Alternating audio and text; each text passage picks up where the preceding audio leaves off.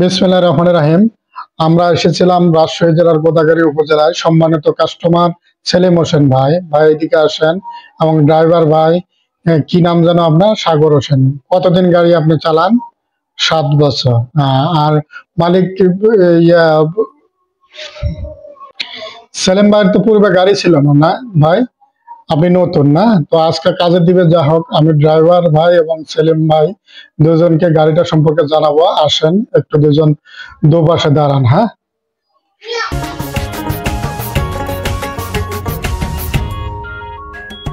মেটালের কৃষি যন্ত্র নিয়ে পাশে পাশে কৃষকের সাথে মাতি উল্লাসে আমরা দুর্জয়, আমরা দুর্বার, কৃষকের মুখে আনি ফসলের হাসি নিয়ে মেটালের গাড়ি তো এটা আমাদের ট্রাক্টর হলো ডিজেল ইঞ্জিন, এটা যান্ত্রিক জিনিস, এটা তো কথা বলতে পারে না, তাই না? তো আমরা এই গাড়িটা ব্যাপারে ইঞ্জিনিয়ার বা প্রকৌশলীরা কি করেছে, কিছু সেন্সর দিয়েছে। এই সেন্সর দ্বারা কি হয়, এই গাড়িটার সেন্সরের দ্বারা আমরা কি করতে পারি, এই গাড়িটার কি সমস্যা হয়েছে সেটা ওই সেন্সরের মাধ্যমে দেখতে পারি, ঠিক না? তো আমরা দেখব যে আসলে এই যে মিটার বোর্ড যেটা দেখতেছেন, এই মিটার বোর্ডের কাজ সময় যে কিভাবে এটা কাজ করে, বুঝছেন? তো সেহেতু এখন আমরা এই মিটারের দিকে যাই। একটু মনোযোগ দিবেন, হ্যাঁ, যেন মিটার গুলো ব্যাপারে আপনি একটু মনে রাখতে পারেন, যাতে সারা জীবন এটা কাজে লাগবে। তো এই মিটার যেটা হলো, এই মিটারটা ড্যাশবোর্ড মিটার। হ্যাঁ, এটা অনেক কৃষকের সাথে মাতি উল্লাসে এটা হলো অয়েল প্রেসার সুইচ, অর্থাৎ ইঞ্জিন অয়েল কতটুকু ইঞ্জিনে পাচ্ছে না পাচ্ছে, এই জিনিসটা কিন্তু এই মিটারের মাধ্যমে আমরা বুঝে থাকি। এই মিটার যতটুকু উপরের দিকে উঠবে তত বুঝতে পারবেন যে ইঞ্জিনের অয়েলের প্রেসার, চাপ বেশি আছে, এতটুকু আছে। আর এটা হলো কি, এটা হলো আপনার ব্যাটারি মিটার, ব্যাটারি কতটুকু ভোল্টেজ আছে বা চার্জ আছে সেটা কিন্তু দেখতে পারেন। আর এটা হলো আপনার হলো হিট মিটার। হিট মিটার কি, এটা হলো তাপ কতটুকু, তাপমাত্রা গাড়ির ইঞ্জিনে হয়েছে, হিট কতটুকু, ওভার হিট হয়েছে কিনা, এই জিনিসগুলা কিন্তু যাবতীয় ব্যবহারগুলো দেখায়। আর এই হিট মিটার কিন্তু খুব মারাত্মক জিনিস, এটা যদি আপনি গুরুত্ব সহকারে না দেখেন তাহলে সমস্যা হবে। যদি হিট হয় তাহলে সামনে রেডিয়েটরে কি আছে, পানিতে কি বাধা প্রাপ্ত হচ্ছে, ইঞ্জিন কেন শীতল হচ্ছে না, এই জিনিসগুলো দেখে আপনাকে কিন্তু গাড়ি চালাতে হবে। হ্যাঁ, পরেরটা হলো আপনার তেল, এটা তেল ডিজেল কতটুকু আছে, কি আছে, এই বিষয়গুলো কিন্তু এই মিটারে বোঝা যাবে। তো এই ছিল হলো মিটারের ব্যাপার। আর একটা হলো ঘন্টা মিটার। এই ঘন্টা মিটারের দ্বারা আপনি কি বুঝতে পারবেন, গাড়িটা কত ঘন্টা চললো, কি বিষয়, কত ঘন্টায় কি সার্ভিস হবে, এগুলো সর্বোপরি সবকিছু এই ঘন্টা মিটার দ্বারা নিরূপণ করা হয়। আরেকটা হলো আরপিএম, ইঞ্জিনের আরপিএম। এই যে দেখেন দাগ দেওয়া আছে, এই পর্যন্ত আপনার ইঞ্জিনটা, ইঞ্জিন স্পিডে রোটাভেটর আপনাকে চাষ করতে হবে, এই সাইনটা দেওয়া আছে। আর আরপিএম এটা তো বোঝেন, ইঞ্জিন যতটুকু স্পিডে ঘুরবে, যত স্পিডে চলবে, সেই জিনিসটা এখানে কিন্তু দেখাবে। এর থেকে এখানে জটিল কিন্তু কিছু নাই।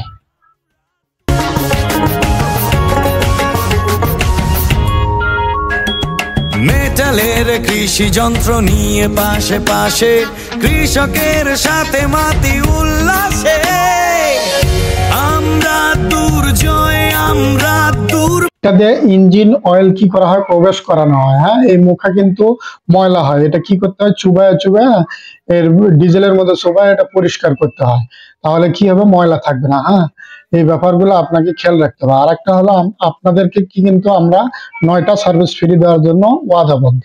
তো এই 9টা সার্ভিস আমার কোম্পানি কিন্তু প্রোভাইড করবে। এই 9টা সার্ভিস গুলো গুরুত্ব সহকারে দেখতে হবে। প্রথম যে 50 ঘন্টা আমার সার্ভিস হবে, এই সার্ভিসটা খুব কেয়ারফুলি মেকানিক আমাকে আপনাকে দেখাই দিবে, বুঝাই দিবে। কোম্পানি যে আপনার প্রতি কমিটেড, এই সার্ভিসগুলো, এই সার্ভিস ব্যাপারে আপনাদেরকে গুরুত্ব দিতে হবে। আমরা গুরুত্ব দিব, আপনাকেও দিতে হবে, তাহলে আপনি কোনো সার্ভিস ফাঁকি হওয়ার সুযোগ নেই। ঘন্টার সাথে তো আমাদের মিল নাই, আপনার গাড়িতে কত ঘন্টা চলবে এটা তো বুঝতে পারবো না, আপনাকে সেই জিনিসটা বলতে হবে। আর এটা হলো এটা হলো ফুয়েল পাম্প। এই ফুয়েল পাম্পের কাজ কি, এটা ডিজেল কি করতেছে সঠিকভাবে মিশ্রণ করে ইঞ্জিনে প্রবেশ করতেছে, এর অয়েলটাও পরিবর্তন করতে হবে। 50 ঘন্টায় আমার মেকানিক আপনাকে দেখাই দেবে যে কিভাবে আর ইঞ্জিন অয়েল, এই পাম্পের অয়েলটা পরিবর্তন করতে হয়, এই ব্যাপারটা কিন্তু দেখাবে। তো এই পাম্পের অয়েলটা সঠিক সময় প্রতি 50 ঘন্টা পর পর পরিবর্তন করতে হবে। এটা সোজা এলকি দিয়ে খুলে প্রথমে আমার ওই মেকানিক এসে 50 ঘন্টা আপনাকে শিখিয়ে দিবে, আপনি একটু কষ্ট করে শিখিয়ে নেবেন। হ্যাঁ, তখন আমার মেকানিক আপনাকে দেখাবে 50 ঘন্টা পর পর এটা কিন্তু অয়েল পরিবর্তন করতে হবে। 50 ঘন্টা হয়ে গেছে, এটার অয়েল পরিবর্তন করতে হবে। হ্যাঁ, কেননা এটা মেকানিক্যাল জিনিস, এটা তো ঘুরতে থাকে। তখন এই অয়েলটা যদি পরিবর্তন না করেন, এখানে কি হবে, ক্ষতিগ্রস্ত হবে। কারণ একটা অয়েলের তো কাজ থাকে তাপ, চাপ, ঘর্ষণ কমায়। তাহলে এটা যদি অয়েলটা চেঞ্জ না করেন, তাহলে আপনার কিন্তু এই ক্ষতিগুলো হবে। হ্যাঁ, এই জন্য প্রতি 50 ঘন্টা পর পর এই অয়েলটা আপনাকে পরিবর্তন করতে হবে। হ্যাঁ, যাই হোক, এর পরেরটা হলো ওয়াটার সেপারেটর। এই ওয়াটার সেপারেটর কাজ কি, ডিজেলে যদি কোনো কারণে পানি যায়, এই পানিটাকে আলাদা করে।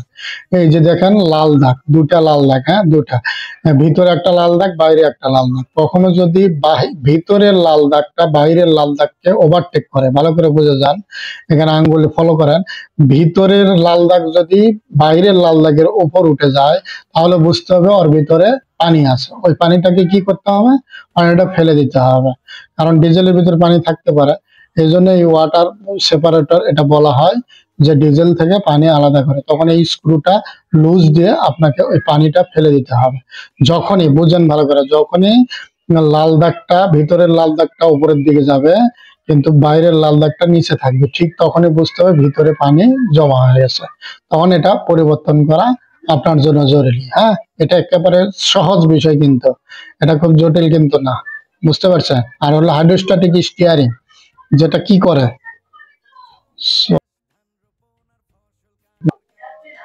আমাদের গাড়িটা কি পাওয়ার স্টিয়ারিং, মেকানিক্যাল স্টিয়ারিং কিন্তু না, এটা পাওয়ার স্টিয়ারিং। পাওয়ারের মাধ্যমে ওই একটা অয়েলের মাধ্যমে এটা কিন্তু ডানে বামে করে, তাই না। তো এই স্টিয়ারিং অয়েলটা, অর্থাৎ পাওয়ার অয়েলটা আপনাকে প্রতি 400 ঘন্টা বা 500 ঘন্টা পর পরিবর্তন করতে হবে। এটা একটা সার্ভিস গ্যাপ দিয়ে, মাথার মধ্যে ভালো করে নেবেন যে একটা সার্ভিস গ্যাপ দিয়ে আর অয়েলটা চেঞ্জ করবে। যদি না করেন তাহলে কি হবে, এর ভিতরে মাইক্রো পাম্প এবং হলো যে ইউনিট, স্টিয়ারিং ইউনিটটা আছে, এটা নষ্ট হয়ে যাবে।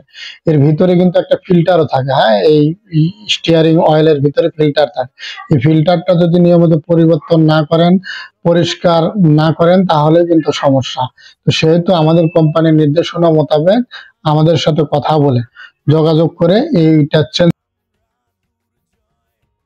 করতে হবে। আর অয়েল চেঞ্জ না করলে অনেক ক্ষতি হবে, কারণ এটা মেকানিক্যাল স্টিয়ারিং না, এটা পাওয়ার স্টিয়ারিং। এটা হাতের অল্প ছোঁয়ায় এটা কিন্তু কাজ করে, এটা কিন্তু খুব ম্যান্ডেটরি। হ্যাঁ, এই যে দেখেন মাইক্রো পাম্প আছে, তারপরে স্টিয়ারিং ইউনিট আছে, এই দুটা কিন্তু খুবই ওতপ্রোত ভাবে এটাতে জড়িত। যদি অয়েল চেঞ্জ না করেন, এই ডানে বামে যে ঘরে, এই জিনিসটাতে সমস্যা সৃষ্টি হবে। হ্যাঁ, এই জিনিসটা আপনার মাথার মধ্যে কিন্তু নিতে হবে, এটা কিন্তু ভালোভাবে বুঝিয়ে।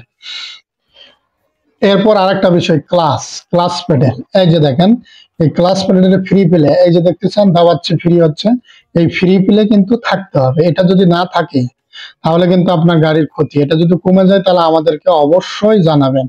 এই ফ্রি প্লেটা খুব ম্যান্ডেটরি, এটা যদি না থাকে তাহলে আমি আবারও বলছি, আমাদেরকে অবশ্যই জানাবেন যে ফ্রি প্লেটা নাই। এই ফ্রি প্লে থাকতে হবে, যদি না থাকে তাহলে কি হবে, গাড়ি দৌড়াবে না, লোড নেবে না, এরকম ধরনের অনেক সমস্যা হবে। এইরকম জাস্ট এইরকম ফ্রি প্লেটা আপনার পেডেলে থাকতে হবে। না থাকলে আপনার গাড়ি ওই যে দৌড়াবে না, লোড নেবে না, এরকম সমস্যার সৃষ্টি হবে। কারণ ক্লাস কি হলো, ওর সাথে এঙ্গেজ হয়ে থাকলো ইঞ্জিনের সাথে, তাহলে ইঞ্জিনও ঘুরলো, ক্লাসও সাথে ঘর্ষণ খাচ্ছে, তাহলে ক্লাস প্লেট ক্ষয় যাচ্ছে, এতে ইঞ্জিন শক্তিটা বেশি লাগতেছে, তখন ইঞ্জিন দৌড়াবে না, বেশি গাড়ি দৌড়াবে না, লোড নেবে না, তখন কিন্তু আপনার গাড়ির প্রবলেম সৃষ্টি হবে। তাই এই ফ্রি প্লেটা, এটা খুবই ম্যান্ডেটরি বিষয়, এই ফ্রি প্লেটা আপনাকে রাখতেই হবে। এই জন্য আমাদের সাথে অবশ্যই যোগাযোগ করবেন যদি কোনো কারণে ফ্রি প্লে না থাকে। এই ফ্রি প্লে থাকা না থাকা দুটাতেই সমস্যা। যাই হোক, তারপরে হলো ট্রান্সপোর্ট লক। এই ট্রান্সপোর্ট লকের ব্যবহার খুব গুরুত্বপূর্ণ। কেন গুরুত্বপূর্ণ, এই ট্রান্সপোর্ট লক আমরা কি করি, ট্রলিতে ব্যবহার করি না, ওই ট্রলিতে তো ব্যবহার করি। এখন এই ট্রান্সপোর্ট লকটা আমার ইয়েতেও ব্যবহার করতে হবে, এই যখন রোটাভেটর বহন করে নিয়ে যাবেন তখনও ব্যবহার করুন। কোথাও দূরে কোথাও যাচ্ছেন, 36 কিলো দূরে যান, যেখানে যান, আপনি রোটাভেটর যখন বহন করে নিয়ে কোথাও চলে যাচ্ছেন, তখন কি করতে হবে, রোটাভেটর বহন করে নিয়ে যাওয়ার সময় ওই উপরে উঠে তারপর ট্রান্সপোর্ট লকটা করতে হবে। এর সুবিধা অনেক। দূরে যখনই যাবেন তখনই ট্রান্সপোর্ট লকটা করতে হবে। যদি ট্রান্সপোর্ট লক না করেন, এই ট্রান্সপোর্ট লক ব্যবহার না করেন, তাহলে কি হবে, এটার ক্ষতিটা কি আপনি আগে বোঝেন, এর ক্ষতিটা কি হবে। গ্রামে গঞ্জে পথে পথে ঝরিয়ে মাথার ঘাম, মনেরই গভীরে রাখি মেটালের নাম। আমরা দুর্জয়, আমরা দুর্বার, কৃষকের মুখে আনি ফসলের হাসি, নিয়ে মেটালের TAFE tractor world combine harvester আর রাইস ট্রান্সপ্লান্টার। আমরা দুর্জয়, আমরা দুর্বার, আমরা দুর্জয়, আমরা দুর্জয়, আমরা দুর্বার, আমরা দুর্জয়, আমরা দুর্বার।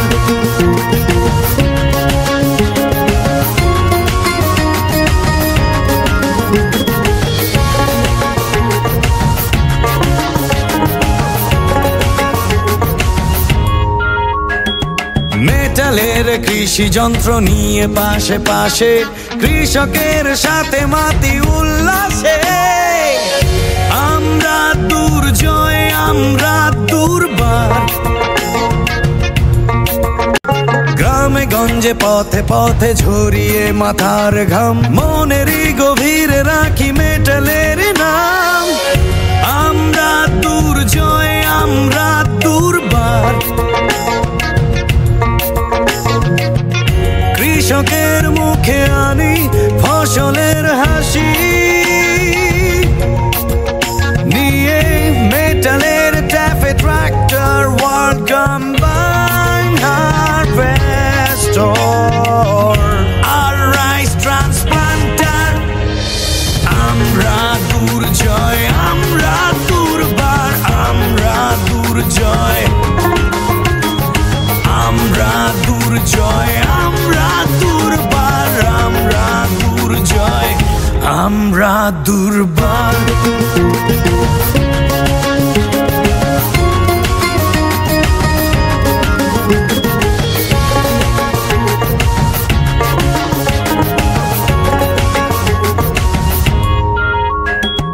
মেটালের কৃষি যন্ত্র নিয়ে পাশে পাশে, কৃষকের সাথে মাতি উল্লাসে।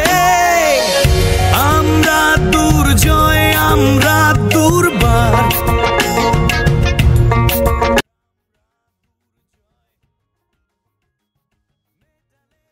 এয়ার ক্লিনার সিস্টেম দেখেন, যে এয়ার ক্লিনার এই দিক দিয়ে কি হলো, বাতাস প্রবেশ করলো, তারপর ভিতর দিয়ে আস্তে আস্তে 5টা স্টেপ পার হয়ে একটা কি হবে, এর বিরুদ্ধে প্রবেশ করে 5টা স্টেপ অতিক্রান্ত হওয়ার পর ইঞ্জিনের ভিতরে কি হবে, বাতাস প্রবেশ করবে। হ্যাঁ, এই জিনিসটা কিন্তু মাথার মধ্যে নিতে হবে।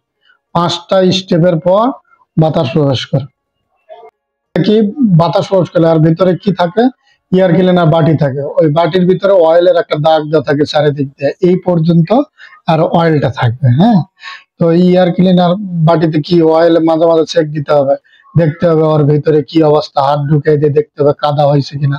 যদি কাদা হয় তাহলে কি করতে হবে, অয়েলটা ফেলে দিয়ে নতুন অয়েল ঢেলে দিয়ে ওই দাগ বরাবর দিয়ে আবার কিন্তু রাখতে হবে। যদি না রাখেন কি হবে, তাহলে আর ইঞ্জিনের ভিতরে কি ওই ধুলা সহ বাতাস প্রবেশ করবে, করার ফলে কি হবে, ইঞ্জিনের ক্ষতি হয়ে যাবে। তাহলে আমাদেরকে কি করতে হবে, ওই ইঞ্জিনে সঠিক যেন বাতাস যায় সেই ব্যবস্থাটা আমাদের করতে হবে। বেশি হচ্ছে তাহলে আপনার ওটা তাড়াতাড়ি একটু চেক দিতে হবে, ওটা লেট করা যাবে না, 7 দিন বা 5 দিন দেরি করা যাবে না। ওর ভিতরে হাত দিয়ে যদি দেখেন যে কাদা কাদা হয়ে গেছে তাহলে বুঝে নেবেন ধুলা, পাওয়ার টিলারের। হ্যাঁ, একই কেস। হ্যাঁ, তো এই জিনিসটা আপনাকে সচরাচর খেয়াল রাখতে হবে। যদি ধুলা কোনো কারণে ইঞ্জিনে ঢুকে যায় তাহলে কি ক্ষতি হতে পারে, আপনার ওখানে সিলিন্ডার ব্লকের ভিতরে ইঞ্জিন পিস্টনটা আপ ডাউন করতেছে, তো পিস্টন আর হলো সিলিন্ডার ব্লকের মধ্যে ফাঁকা কিন্তু কম, সূক্ষ্ম ফাঁকা। তো ওর ভিতরে যদি কোনো কারণে বালু ঢোকে তাহলে বালুটা ঢুকলে কি হবে, ওই জিনিসটা ধারালো হয়ে যাবে, ওভাল হয়ে যাবে, ইঞ্জিন সিজ হবে। তো সেই জন্য আপনার এই বালু যেটা সেটা পরিষ্কার হবে।